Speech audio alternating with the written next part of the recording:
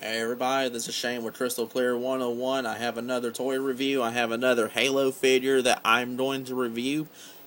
And this is ODST Buck, who's from the Halo 3 ODST video game.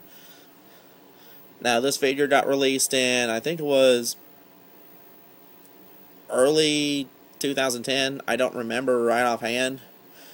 But he was the third character released for the Halo 3 ODST video game, the first two being the Rookie and Oni Operative Dare.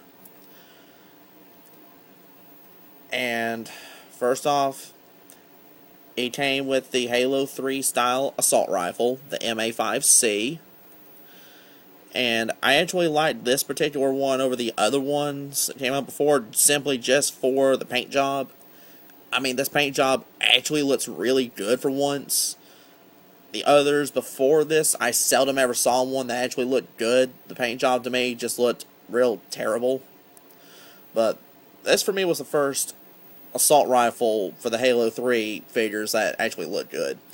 Now, as for Buck himself, now one of the features that they did give this figure is he does have a removable helmet.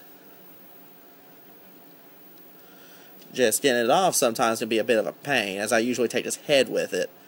But yeah, his ODST helmet is removable. And let's get a close-up on his face. There we go. And we have Buck and all his 5 o'clock shadow glory. But this is actually a really good figure of Buck. But as you see, his armor's done up in that of the ODST armor from Halo 3 and Halo 3 ODST. But this figure actually does have some decent articulation. Now, first off, his head is on a ball joint. He doesn't have much really in the way of up or down movement. He's got left and right movement. His head can tilt a little bit. Now, his arm, the shoulder itself is it's kind of a ball swivel, as his arm does, the very base of where his arm is right here does swivel, doesn't have much of up or down motion. His elbow right here is on a hinge, which is also on a swivel itself. His wrist is on a hinge, and they got a little bit of a swivel action to it, not much. He's got that for both of his arms. Now, he does have a ball joint in his midsection, so he does have a little bit of left or right movement. Now, his legs, the very base of which, the leg itself is on a swivel. His knee right here is on a hinge, and he does swivel just below the knee.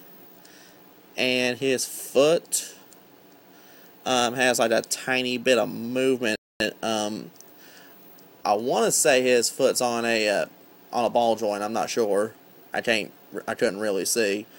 But the figure himself actually does have decent articulation, especially for a figure based off of a ODST. This is probably a few ODST figures this size that I actually really like. I mainly like the ones that are from the ODST video game, because they actually do have decent articulation, as they can actually shoulder their weapons with ease.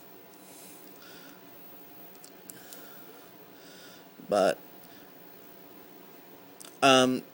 aside from 2010, the only other time I know this figure being released was actually as part of a Heroes 3-pack.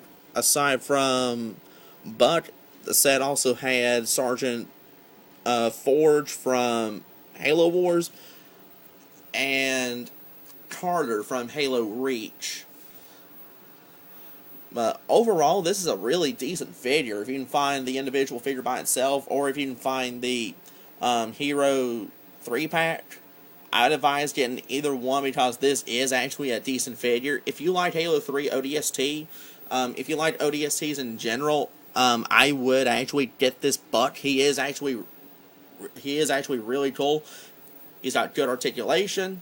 As you can see, he's got good balance. Not only that, he's got overall he just looks flat out cool. This is actually a really decent figure to add to any Halo collection. Overall, dead solid. That's been my review on the Halo 3 ODST Buck by McFarlane. Be sure to rate, comment, subscribe.